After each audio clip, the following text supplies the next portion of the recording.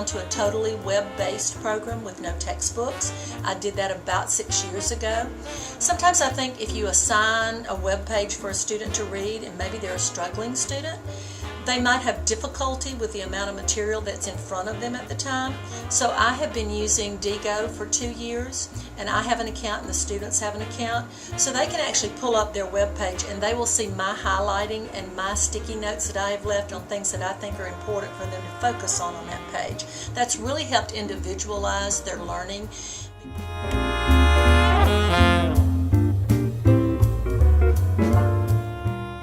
Let's go to create a graph. And so we pulled out the computers, and within 10 minutes we had come up with some data on the board that the boys could use to create graphs online, and they loved it. It took no time at all. There was a little trial and error, but they're so adaptable. It was no problem at all. But what happened was my lesson went from really a bar graph lesson to all of a sudden, oh, Miss Love, can I create a pie chart? Oh, Miss Love, can I do a line graph? Can I put mine in 3D? And what happened was all of a sudden we had the same data shown in different ways. And so it expanded my lesson. It almost made my lesson three-dimensional, which it was just great, and the boys loved it.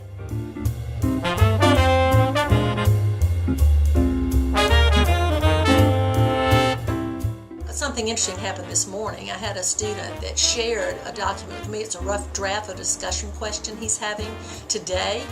And this morning he sent it to me and said, would you mind looking at this to make sure that I'm on the right track? So I just briefly looked over it, and I pinpointed that he had one whole section where he'd answered a question incorrectly and would have missed quite a few points. So all I did was shoot him back an email that said, you really need to look at this question. That helped him because his teacher could give him feedback immediately in real time. He was in the early room this morning, I'm in my classroom, and we could actually communicate with each other.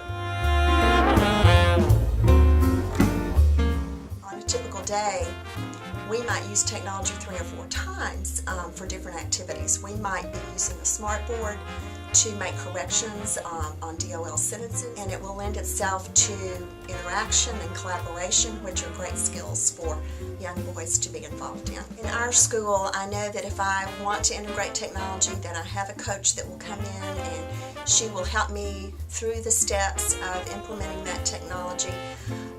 Just the other day, I was trying to put something on a smartboard, and I couldn't image the computer and didn't know how. Well, I chatted my technology coach, and she remotely made those corrections for me, and it was just like these little hands appeared on the computer, and it was just so awesome because she took over for me, and then I was able to continue with my lesson. So you will hit little glitches, you'll have little problems here and there. We have been encouraged here at PDS to go on and try, and if we fail, it's okay.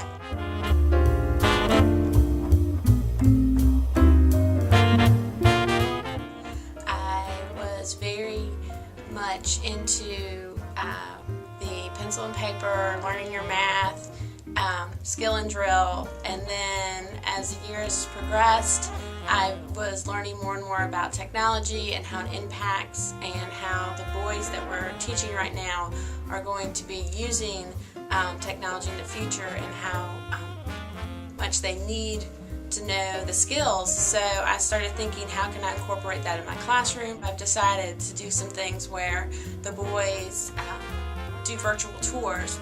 They are assigned a city for geometry, and they have to take us on a virtual tour throughout their city, for instance Rome, and finding the architecture and talking about the geometric figures and the history of the building that they're talking about.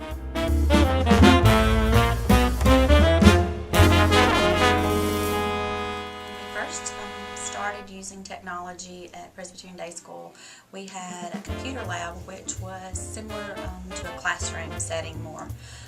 When they began to phase out the technology lab, and we were expected to really integrate technology more into our classroom through activities that were relevant to what we were teaching and studying for our units and for our letters and different activities we were doing. I must admit I was a little nervous when that memo came across the board and a little hesitant, but through trial and error we figured out what worked best for the little guys and what didn't work at all.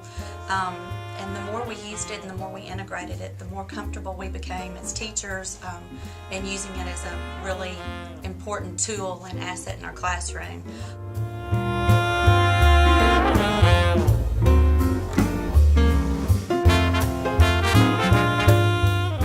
My curriculum is totally based on novels, and we have found some amazing ways to incorporate technology in what we do. For example, I've used Google Earth to find, even though it's a fiction book, Minnie at McGee, there are real places within it, and we have used Google Earth to find those locations and then use context clues to identify where the fictional city would have been located based on hints and clues that the author gives us in the book. We let our students know that we are going to post it either on the wiki or our personal blog or anything like that. The quality of work is through the roof. They understand that we expect rich vocabulary.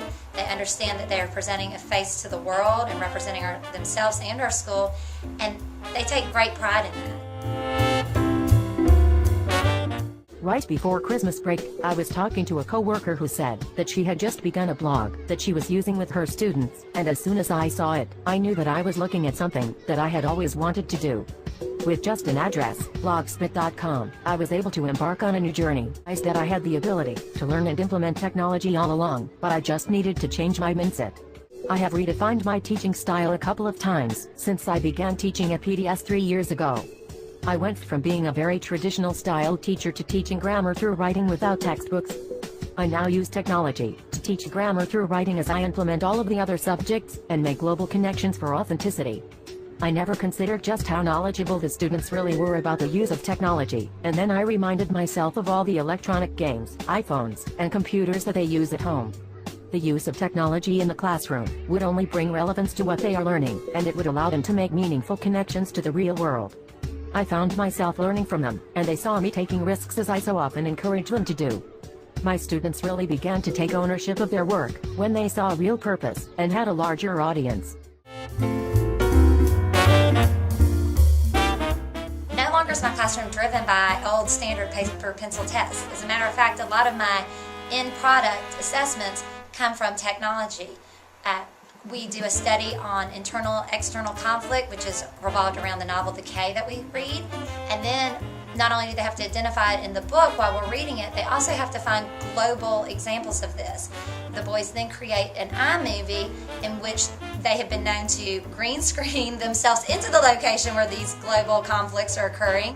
And I actually feel like I get a better sense of which boys truly have gained the information that I want them to have.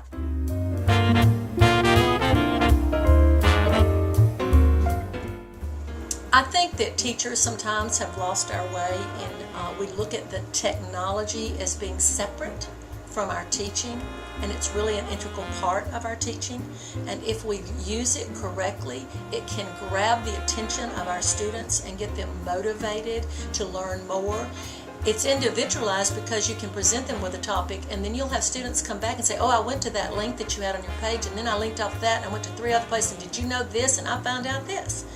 And to me, that's exciting, because what you want to do is get them interested in your subject and let them want to come into your room and be excited to be there.